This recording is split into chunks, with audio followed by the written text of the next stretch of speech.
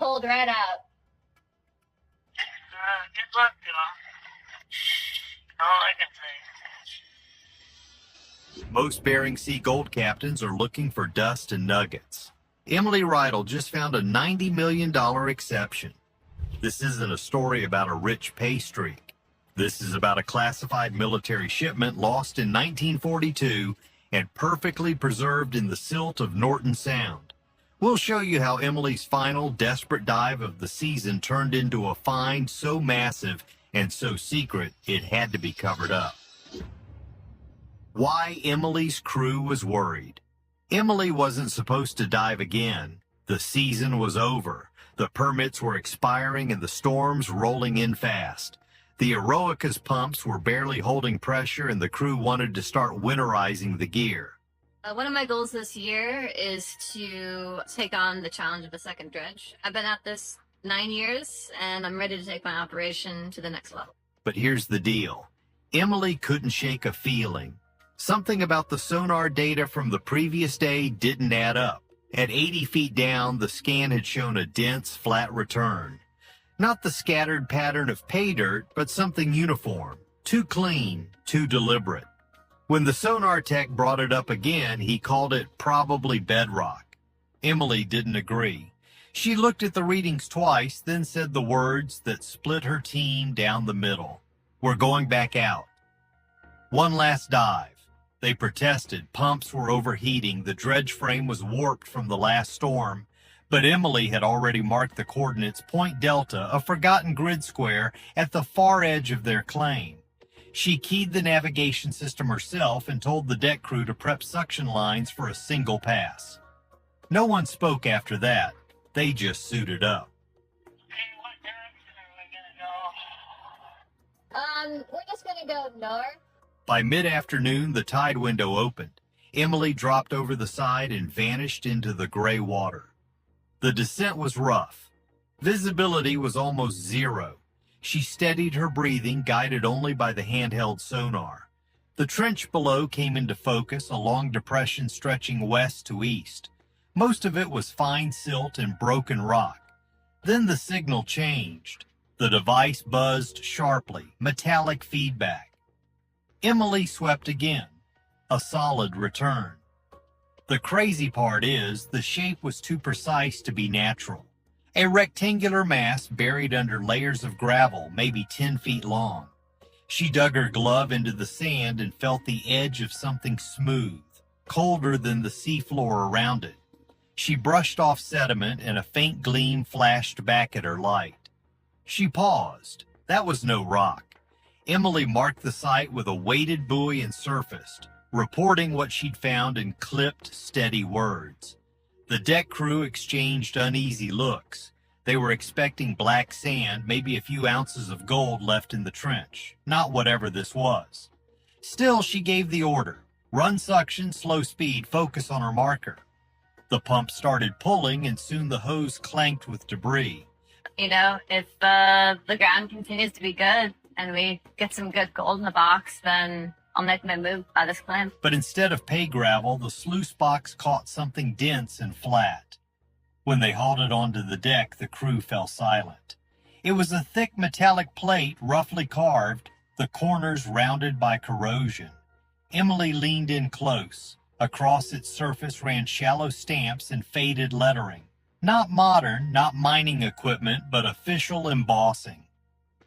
She scraped away a layer of grime. The gold shimmer underneath wasn't pure yellow. It had the dull tone of alloyed bullion, refined but old. The metal test confirmed it. Nearly 98% purity, the same composition used in mid-century minting. Along one edge, faint Latin letters appeared, half erased by time. The crew stared. Latin on a gold plate buried beneath the gnome sea floor. The discovery was chilling, and it was definitely not mining gold.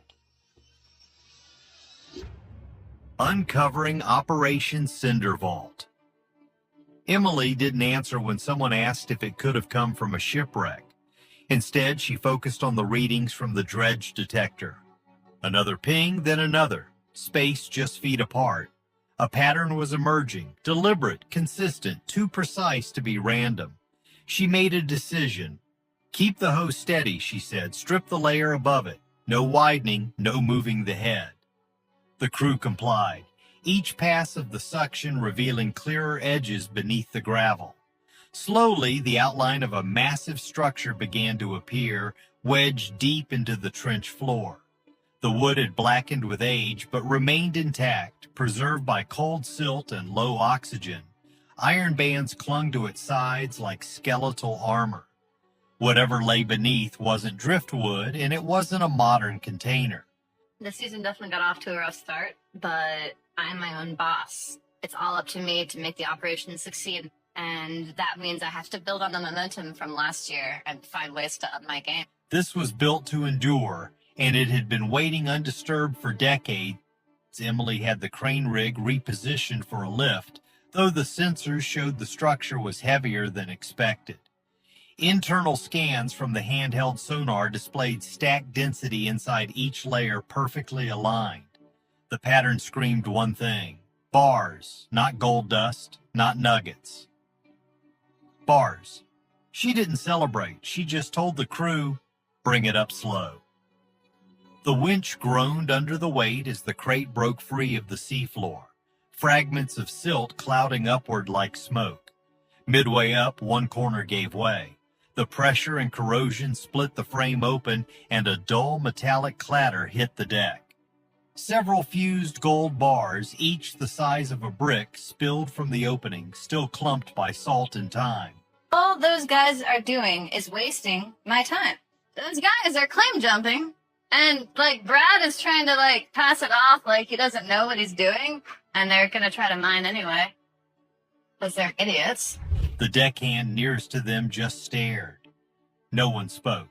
Emily grabbed one, brushed the silt off, and turned it toward the light. Stamped across the surface, half eroded, read a faint line of text, U.S. Army Transport, 1942. She froze. This wasn't mining gold, this wasn't local, this was government bullion. Wartime issue, she set it down carefully and called for a camera. Every bar had matching serial patterns, uniform in size and mark. She logged them all before power cycling the dredge systems and securing the site. Back inside the cabin, she brought up military archives on her tablet, inputting the serial sequences by hand. Within minutes, a hit appeared, matching numbers tied to a wartime manifest from 1942. A shipment listed under Operation Cinder Vault. It was classified cargo federal gold reserves moved north during the war, intended for transfer through Anchorage. But the vessel carrying it, the Aurora's Hope, had vanished without record, no wreck, no debris, just listed missing at sea. The coordinates of its last signal lined up nearly exact with the trench they'd been dredging Point Delta. That meant Emily wasn't just working an old pay streak. She was sitting directly on top of a wartime transport that had never been found. The implications hit immediately. Lost federal cargo, possible military property, maybe even international involvement. If the shipment had been shared reserves, Emily didn't mention any of that aloud. She just told the crew they'd continue at first light. Same spot, same parameters. No one argued. The weight of what lay below was starting to sink in. By dawn, the surface had iced over. They cut through it with heaters and lowered Emily again, this time with a reinforced tether and pressure monitor. The dive went deeper than before, following the edge of the trench. The sonar showed metallic debris scattered across 40 meters of sea floor, an entire debris field. Twisted rods, broken plates, and fragments of hull plating all pointed to a single conclusion. A ship. Emily steadied herself against a ridge and swept her light forward. There, bronze fittings glinted beneath layers of sediment, unmistakably marine grade, not random scrap, not lost gear. This was structural, intentional, designed. She pushed closer, tracing the curve of a bulkhead crushed under decades of weight. Inside a cavity where the plating had buckled inward, she saw containers wedged tightly together, sealed beneath collapsed beams. Each container was rectangular, metallic and intact, far too heavy for natural movement. They were stacked in organized rows, almost untouched despite the wreck around them. She tapped one with her tool. The hollow ring echoed back through the water. Her pressure gauge spiked. The compartment still held trapped air, sealed since the day it sank. Chicken has a lot of river channels kind of going through the lease, and rivers can have high concentrations of gold deposits. Emily pressed the locator beacon against the hull, locking its frequency, and took a final scan before ascending. The wreck stretched beyond her visibility, curving west along the trench. If the crate they'd recovered earlier had come from here, this was the main hold, the vault itself. A glint of gold caught her light through a fractured beam, confirming that the site held far more than she'd seen so far. When she broke the surface, she only said, "We found the ship." The crew remained silent, the frozen inlet creaking under the wind. This wasn't just lost gold. The Eroica was now sitting on a sealed wartime vault. A flood of gold dust. By first light, Emily was back at the trench. Overnight, the surface layer had refrozen, but the dredge maintained position. She descended tethered directly to the forward section, carrying hydraulic cutters and reinforced oxygen.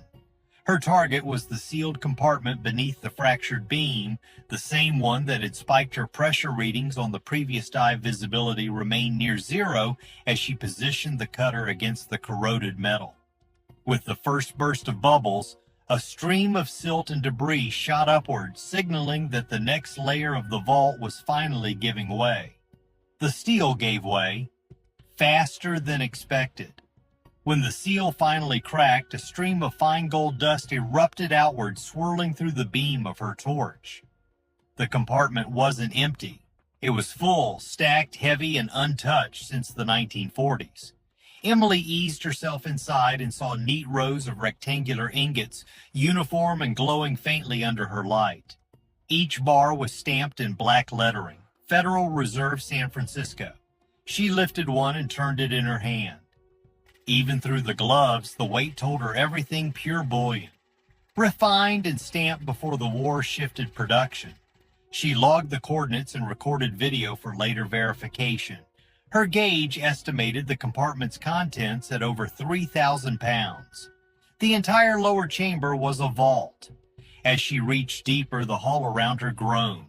The years had eaten through the structure, and the water pressure from the open seal was changing the balance inside the trench. A vibration rippled through the wall. The deck above creaked sharply. Then another section folded inward with a metallic crack. She grabbed her tether line, signaling the surface to haul fast. The collapse chased her upward in a cloud of silt and debris. When she finally broke surface, the crane pulled her onto the deck. Both her gloves were streaked with gold dust. No one spoke. They just stared at the specks glittering on her suit. And I kinda got goosebumps. It's been so long. Right? Looks like it took account today. The dredge deck was now half covered in gold bars recovered from the previous lifts. Some still fused in clusters, others perfectly clean. Each piece weighed roughly 40 pounds, and the markings were identical across the hull. Tests came next. I'm always told that doing gold's expensive, and I'm always having people contact me asking, what sort of detector and stuff to get. And I suggest before anyone goes and gets a detector, they come out to the gold fields and they do a little bit of this. Because your detector's going to cost you a lot of money. And unless you're serious about it, you're never going to pay that detector back. And panning every little bit that you get, well, it's kind of like free gold, isn't it? So it doesn't take to have $1 million or a great setup to take the kids out detecting or out into the bush. It just takes for you to come out to an area where there's a bit of water and there's small digs, and pan the old digs off. You know, it's no different to your pay dirt that you go and spend $75 for a fucking bag for. Just go and pan a little bit off, be respectful of the area and put it back how it was. But this doesn't cost you a lot of money, does it, Erica? Absolutely not. How much is a pan? A pan set up with I suppose a pan and a classifier in the small pan, and they give you a snuffer and a few things. Probably, I don't know, 70, 80 bucks. Yeah. And I don't know, I've done it with cub hat on, you know, the cub hats. How do you say that? Hubcaps. Hubcaps. I've done it with hubcaps before. The only thing it doesn't come with is new Hemis the next day. Yeah, I'm starting to feel it while I'm standing up. Anyway, so that's, anyone can do it. You don't need a detector. Just come out here and You need patience. come out here and enjoy the ambience of the bush.